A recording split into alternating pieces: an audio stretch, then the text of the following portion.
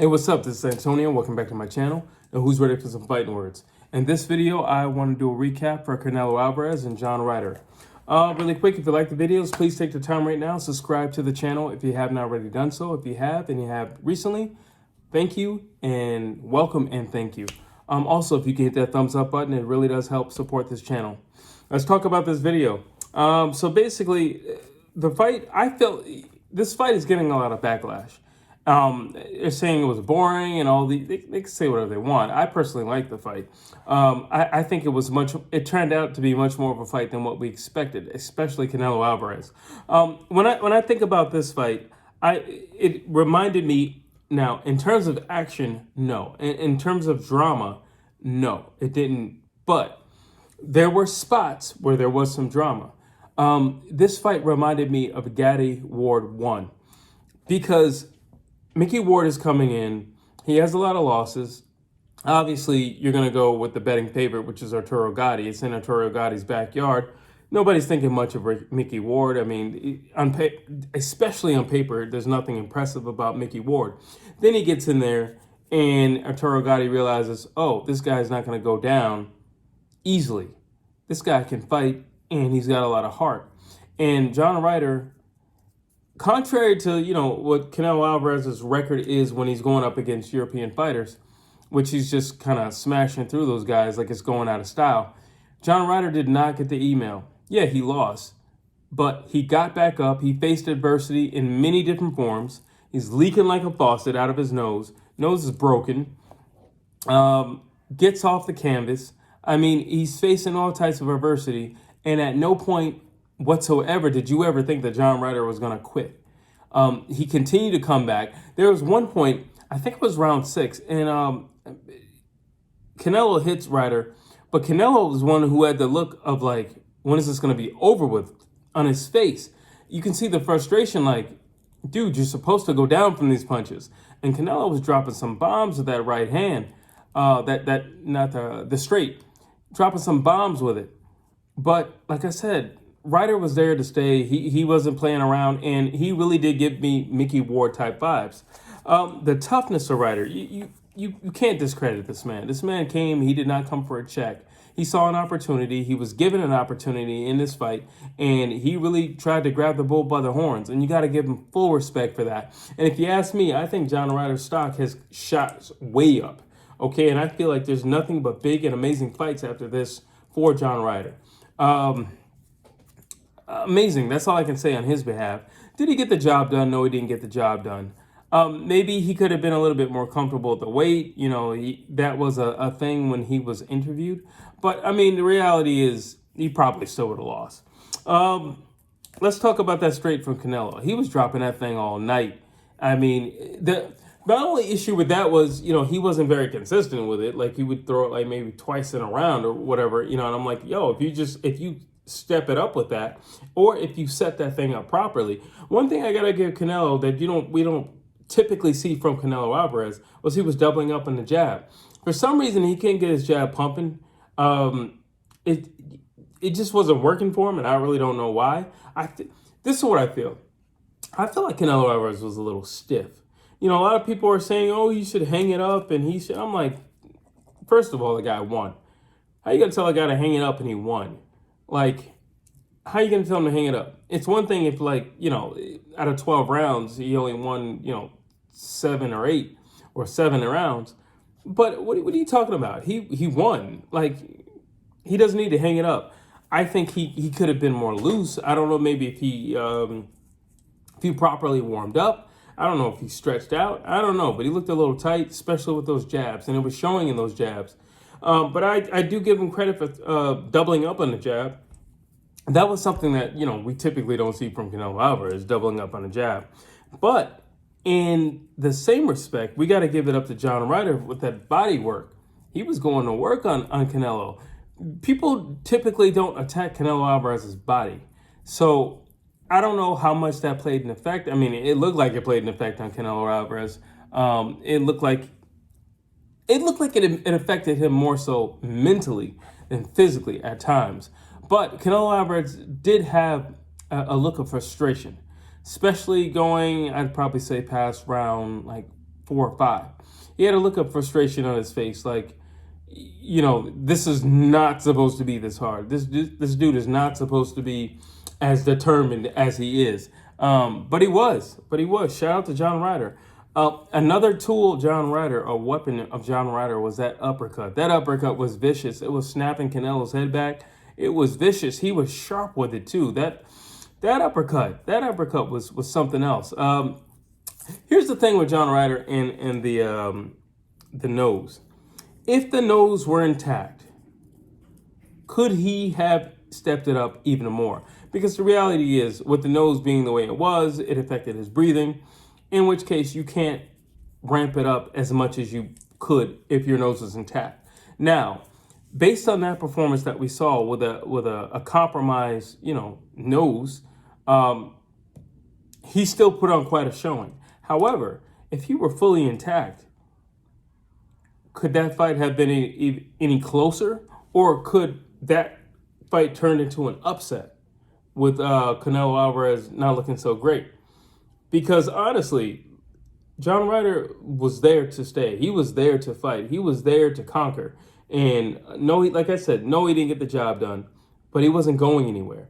And he was getting very comfortable. And let me tell you, here's another thing, because I got to give this man his props.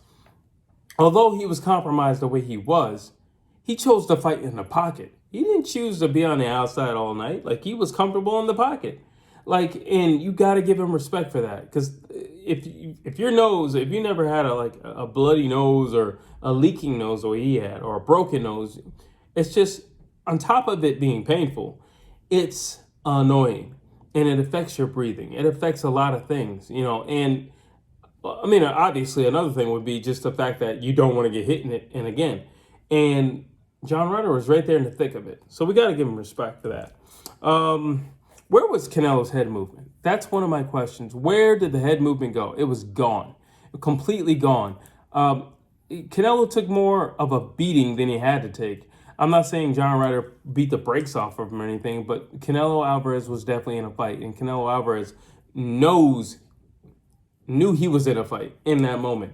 A fight that didn't have to take place had his head movement been what it typically is or was in the past. A lot of that would have been avoided. But for some reason, his head movement was not on par. It was not on point. His jab wasn't there. His head movement wasn't there. What's another thing that wasn't there? His footwork. Canelo Alvarez doesn't have the best footwork to begin with, but he was just a stationary target. John Ryder had heart, but John Ryder's big heart and willingness to engage mixed with Canelo's lack of head movement and zero footwork makes for a compelling fight, right? So basically, it makes for a very compelling fight. I don't know. A lot of people are saying he's aged. Canelo Alvarez is 32 years old, 32, 34, 32, 33, something like that. But he's been fighting for a long time. He's been fighting since, professionally, since I think he was like 16 or 17. Fighting grown men since like 16 or 17. However, if anything, Canelo's activity might be catching up to him.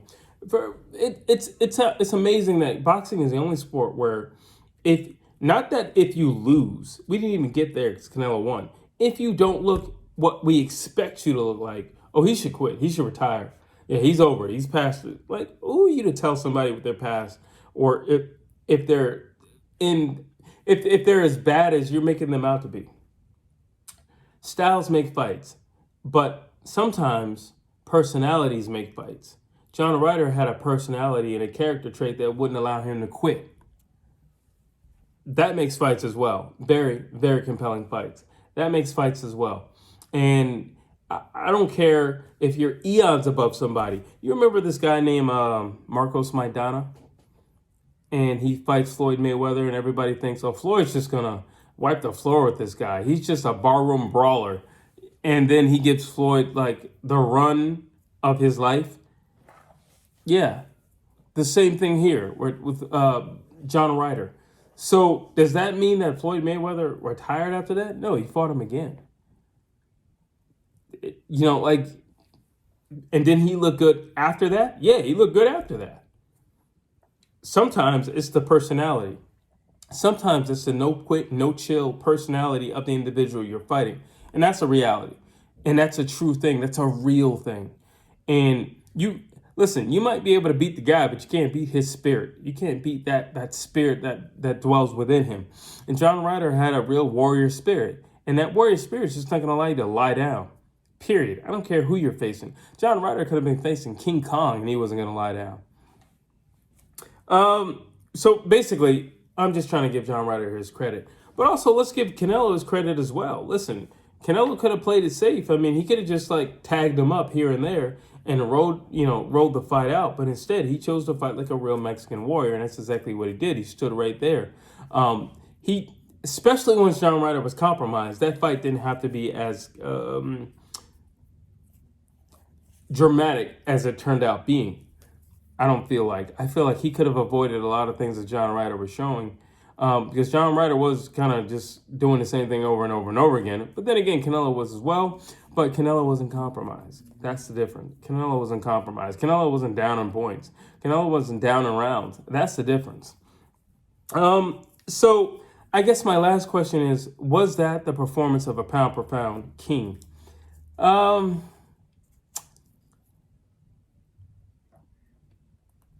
No, I don't think it was. Like I said, but that's not due to. All right, no, I don't think it's the performance of a pound per pound king. But that's due to a lot of the things that we typically see from Canelo. Once again, where was your footwork? Once again, where was your head movement? Once again, why was your jab so non-existent? Why couldn't you get your jab pumping? Even when he was throwing a double jab, only one would land. So I don't know. He was a little off, but to me, I felt like he was stiff. To me, I felt like he wasn't maybe warmed up enough, or he didn't stretch out enough in the back room. Personally, that's what I feel. And I feel it affected him in the fight. But that's not to give credit to John Ryder. I just felt like he showed up and he was ready to fight. He had a look of determination on his face, and it wasn't a bluff. It wasn't a bluff. Canelo's fought a bunch of these Europeans, and he's kind of wiped the floor with them. And he just probably thought he was going to wipe. See, it's one thing if you just beat somebody, but it's something else when somebody shows up with a mentality of, you're going to have to carry me out of here tonight. That's a different mentality, and that's typically not the type of guy you want to go up against. And, here's the thing. When you're in a press conference and when you're in a weigh-in, you can't tell that personality until you actually get in there and start to mix it up with that individual. Everybody has a bluff, in their face, and, their posture and the words that they're saying are super macho and tough. But it's something else when you get in there and you back every bit of it up. And John Ryder backed every bit of it up. But like I said, credit to Canelo. He got through it. And we also have to remember, Canelo's fighting bigger guys. He's fighting bigger guys. The bigger they are, they're a lot more durable. They can take a lot more punishment. They're willing to engage and stand in the pocket with him. And that's just what it is. So again, we still got to give Canelo his credit. I mean, he fought at 54, for goodness sake. I think he also fought at 47, and now he's going up to the 60s. We got to give him credit for that. We got to give him credit because that takes a lot of gall. They're big boys, and they hit a lot harder than those guys at 54. So we got to give him credit. Do I think it was a good fight? I do think it was a good fight. I definitely do. And I think it was one of the harder. It had moments of Canelo Triple G in it, and I like that. I like adversity. I like drama. I don't like to see a blowout, a shutout. I think it's kind of boring. And it doesn't do much credit to the guy who's doing the shutting out.